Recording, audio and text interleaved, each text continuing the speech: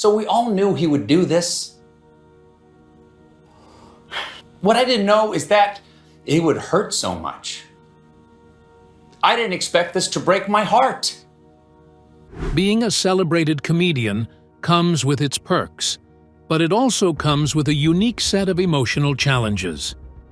Stephen Colbert, one of the most influential figures in comedy today, is admired for his exceptional talent. However, his high-profile career means nearly every moment of his life is captured on camera, often turning personal struggles into public spectacles.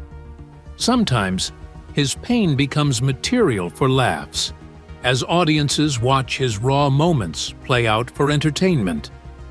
What happened to the former CBS host? How has media attention impacted Stephen Colbert's personal life? Join us as we dive into the overwhelming moment when Stephen Colbert broke down live on TV. The 2020 tragedy. The 2020 elections in the United States were a tough time for everyone. Emotions were at an all-time high, and the actions of the current President-elect of the United States did nothing to quell those emotions. Instead, they did the opposite. Stephen Colbert knew that Donald Trump might try some antics if he lost the election. And, as it turns out, he was right.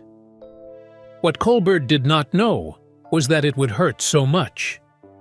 The host of a late show came close to tears on his Thursday night episode after scraping his originally planned monologue to address Trump's attempt to poison American democracy with a speech from the White House briefing room. Colbert noted that the president's antics were why he had not yet sat down. At that point, he did not feel like it. He also stated that that was why he was dressed for a funeral. Donald Trump tried hard to harm something.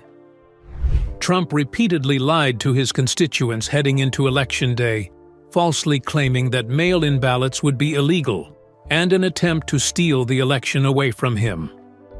In his briefing room appearance, the president doubled down on those claims and said that if they counted only the legal votes, it would be an easy win for him. But the then-president noted they could try to steal the election from them if they counted the illegal votes.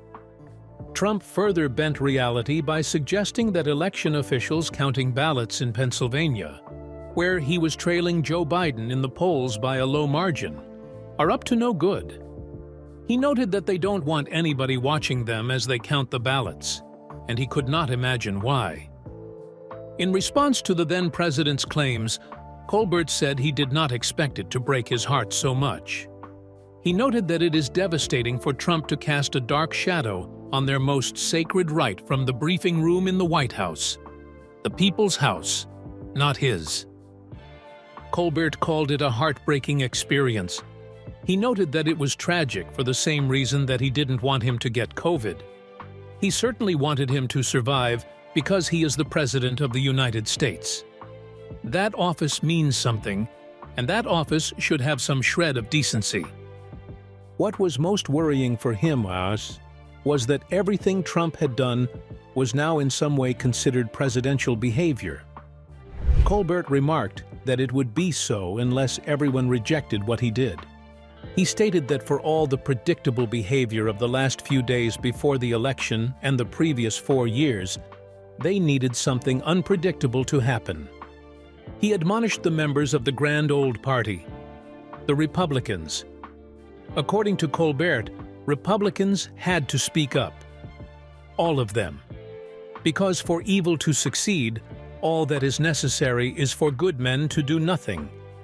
So his message to the Republicans was for them to say something immediately.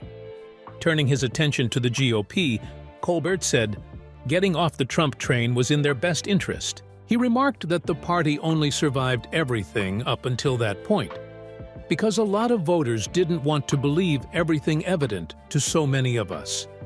The truth that Donald Trump was a fascist. And when it comes down to democracy versus fascism, there are not enough people on both sides. So did they have to choose Donald Trump or the American people? That's one question that has sparked up several conversations. Moving on, Stephen Colbert has never been one to shy away from making political statements and getting emotional about them. But is politics the only reason he has cried on stage? The magic of Dolly Parton. When Dolly Parton remotely appeared on The Late Show with Stephen Colbert during the pandemic on October 2020, she shared 3 songs she was most proud of writing. Of the nearly 3,000 songs she has written, Parton chose 3, including Down from Dover, which her former mentor and collaborator, Porter Wagner, warned her against releasing, and some radio stations refused to play. Released on Parton's 5th album, The Fairest of Them All, in 1970, Down from Dover tells the story of a young woman rejected by her lover and her family after becoming pregnant. She told Colbert that she enjoyed the art of storytelling, which is why she was a storyteller. But I tell stories in my song and in my songs, so that just popped in my mind, song teller. Parton also shared one of her favorite songs that she had ever written, Coat of Many Colors, the title track of her 1971 album. The song was based on a true story about how her mother stitched together a coat for her out of rags, inspired by Joseph in the Bible and his coat of many colors. Parton said that the song was about her mother. But the song was not limited to only her mother. It was about family. It was about acceptance. It was about tolerance. And it even speaks to bullying. This was when she opened up about being made fun of at school. The 3rd song Parton mentioned was her 1974 classic, I Will Always Love You, which resurfaced nearly 20 years later with Whitney Houston's rendition of The Bodyguard. According to the legend, it was not just because she wrote them. Parton, who also famously wrote I Will Always Love You and her other hit, Jolene, on the same day, noted that this one is special. During their conversation, Parton also talked about growing up in Tennessee and the somber folk songs her mother, Avie Lee, would sing to her and her siblings. Parton remarked that she remembered every folk song sung to her. According to Parton, her mama sang all those old songs from the old world. She notes that her mama was a good singer too, and she would always sing a cappella. Many of those songs were sad, and some were just pitiful. She remembered one in particular, Bury Me Beneath the Willow, the story of a girl who was left at the altar and later died. Then Parton began singing the song to Colbert a cappella. Parton asked Colbert, who had removed his glasses and started wiping his eyes, if he was crying. She then continued singing, Oh, bury me beneath the willow, under the weeping willow tree, where he will know where I am sleeping, and perhaps he'll weep for me. Seeing the state of Colbert's eye, Parton joked that she better stop singing because she didn't want him to bawl his eyes out. Colbert noted that, just like many Americans, he was highly stressed due to the lockdown caused by COVID-19, and the song was such a beautiful rendition. Also, it is not every day one gets the iconic Dolly Parton to give a personal rendition of her song, but talk less of a song that her mama used to sing to her. This could make even the hardest of individuals shed tears. Well, at least it made Colbert shed a few. Parton also added that they used to cry when her mama would sing to them. She'd cry, and we'd cry. She remarked that those old songs were just amazing. Stephen Colbert has made it a habit to cry while on set. Where else was he unable to control his eyes from shedding tears? A touching tribute. Stephen Colbert found himself choking back tears due to the passing of one of his colleagues. The tragic news was revealed in April, during the last few seconds of one episode of The Late Show with Stephen Colbert. The 59-year-old host became emotional after saying, "That's it for The Late Show." He told the audience, "Good night," then got up from his desk and seemingly hurried off screen. As the show ended, a black title card featured a photo of a woman. The text read, that it is dedicated to our dear friend Amy Cole.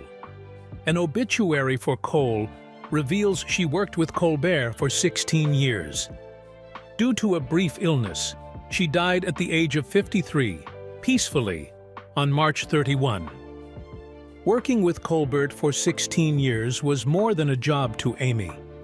It gave her a purpose and allowed her to showcase herself as an incredible teammate to everyone involved.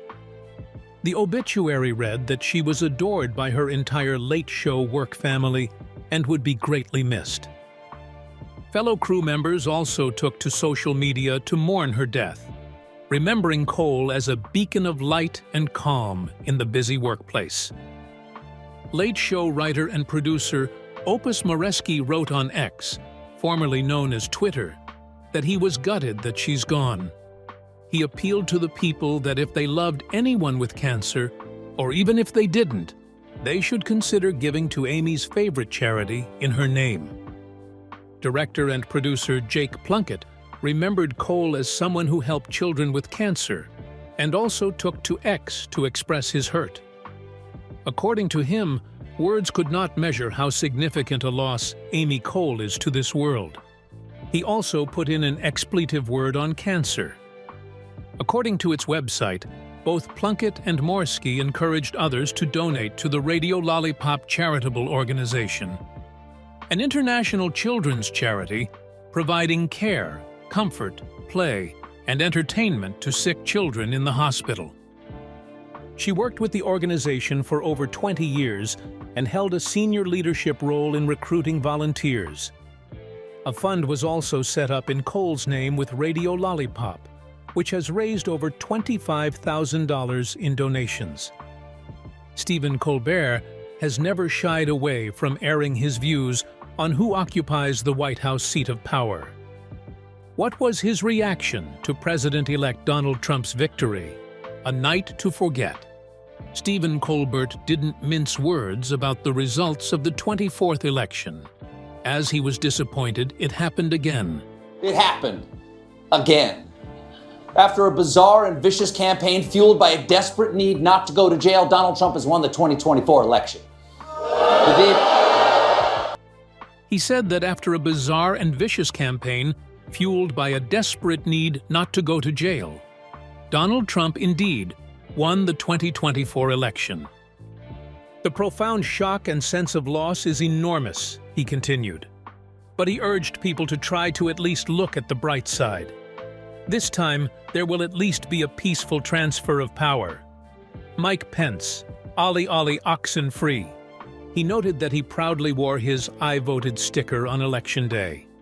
But, as soon as the results started, he wore his I am questioning my fundamental belief in the goodness of humanity sticker. As a late-night host, people often tell him that a part of you has to want Trump to win because he gives them so much material to work with. However, his answer was a resounding no. He even compared the president-elect to explosive diarrhea. He said no one tells the guy who cleans the bathroom, "Wow, you must love it when someone has explosive diarrhea. There's so much material for you to work with." Not one to hide his feelings, he noted that he wished, and so did many others who, alongside him, wished this hadn't happened. But this is not for any of them to decide.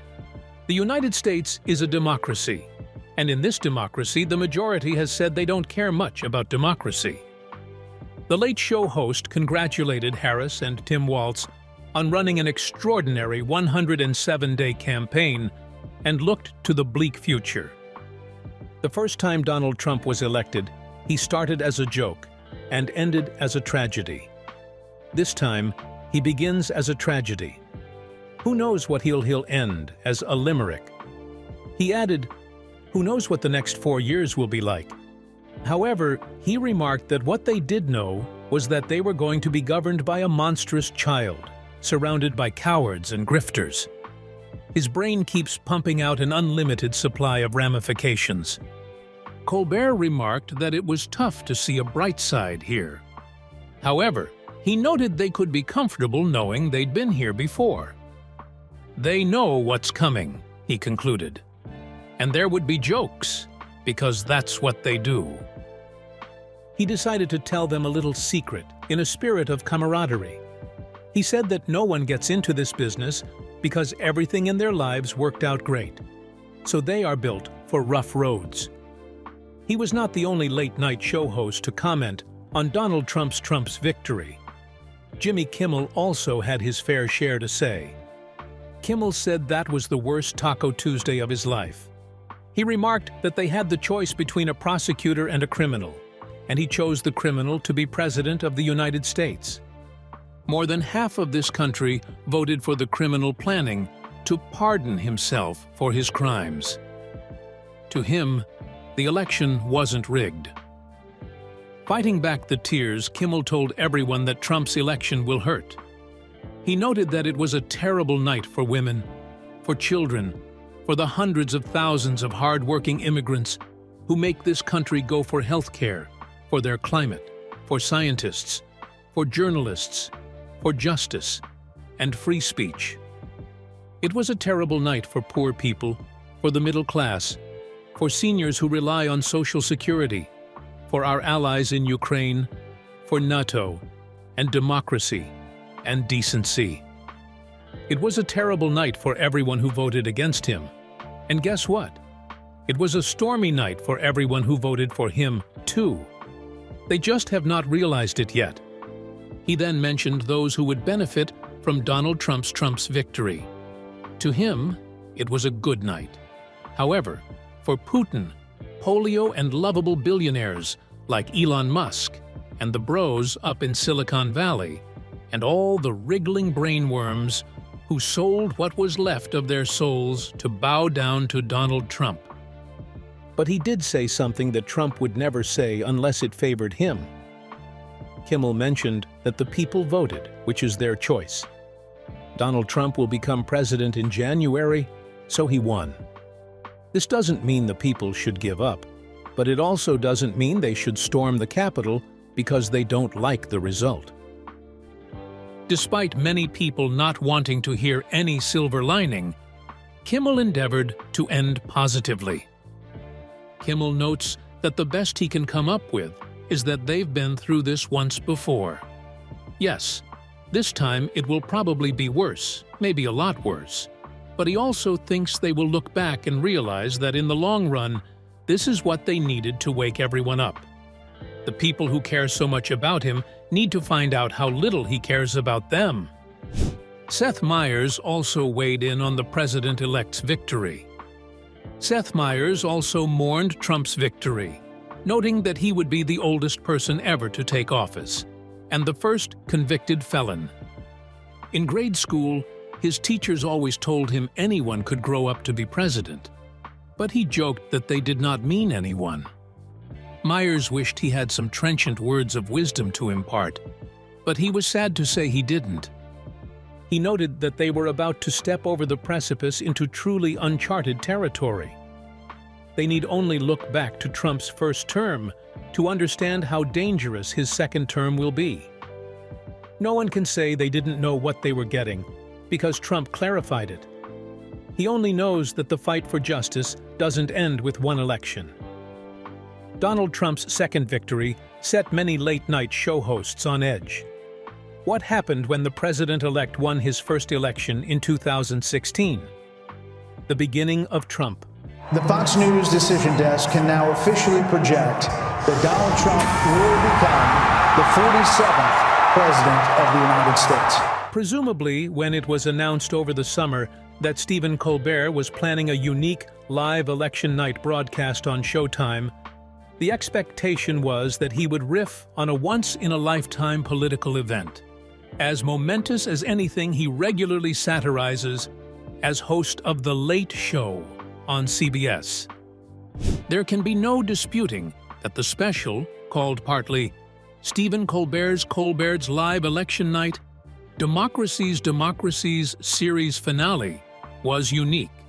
Still, not in the way the politically liberal Colbert, his guests, or his audience had expected. With pre-election polls suggesting a Hillary Clinton victory, Colbert and his guests were buffeted throughout the broadcast by the growing realization that Donald J. Trump had won the presidency. No entertainer could have managed this task easily. The night had a nervous energy that made it compelling, surreal, and sometimes difficult to watch as it unfolded. Colbert's special began with a dark animated sequence in which a seething cartoon version of Trump reflected angrily on President Obama's humiliation at the 2011 White House Correspondence' Dinner and his father, Fred Trump's cold, competitive attitude. Against a stormy night at Trump Tower, he contrives to run for the White House. Colbert then took the stage of the Ed Sullivan Theater to deliver a monologue that tried to wink at the possibility of a Trump victory. He said they didn't need to stand for him or chant his name as America. Didn't have dictators yet. The audience members whose phones he said had been taken away for the live broadcast tittered uneasily. He said a swear word to show he could do it on cable television. He announced Marco Rubio's re-election to the United States Senate with the help of a nearly nude male model who had the news written on an index card taped to his crotch. Colbert told his viewers that the presidential race was too close to call, and that news organizations were exercising caution in declaring the race over. He then showed a famous image of Harry S. Truman holding up a copy of the Chicago Daily Tribune, digitally replacing the Dewey defeats Truman headline with "Election defeats America." From his desk, he joked about some of Trump's far-fetched paths to victory if he lost states like Florida or North Carolina. His studio audience groaned when he told them that Trump had won Ohio. When he introduced what looked like a live interview with Nate Silver, the editor-in-chief of the data journalism site 5-30-8.com, it turned out, somewhat portentously for anyone looking for real-time information, that Mr. Silver's cameo had been taped several days earlier. During a live conversation with Colbert, the journalists John Heilemann and Mark Halperin revealed that Trump had gone from underdog to front-runner, to the audible dismay of the audience. In addition to winning Ohio, the journalists said Trump would likely win Florida and lead in Wisconsin and Michigan. Colbert tried to inject some levity into the conversation, asking if there were crazier moments than what was happening, or if this was just the ultimate fruit of the crazy tree, but could not deny the new reality. When Mr. Halperin said that Trump was on the doorstep of 270 electoral votes, Colbert answered with a wow. He claimed that it was a horrifying prospect. He noted that he could not put a happy face on that, and that's his job. Mr. Halperin added that this may be the most cataclysmic event the country's ever seen outside of the Civil War, World War II, and the 11th of November. Colbert replied that they would be right back after this message from Calgon. Few, if any, laughs were heard. Colbert showed a photograph of the middle school where he had voted that day. Regardless of the election's outcome, he maintained that it is still a beautiful place and a beautiful thing that happened. Then, returning to his desk, he gave a seemingly extemporaneous monologue, veering from gallows humor to sentimentality, full of awkward pauses and deep breaths. "How did our politics become so poisonous?" he asked. "Maybe there was an overdose," he suggested, noting that his mother was born 2 days before women could vote in their first American presidential election. Colbert said he thought this would be the time she got what she wanted. She told him, at age 92, right before she died, that she thought she would vote for Hillary Clinton that time. What do you make of Colbert not being able to control his emotions? Do you think it's a stunt, or can he not control his tears? Share your thoughts with us in the comment section. Remember to like, share, and subscribe for more.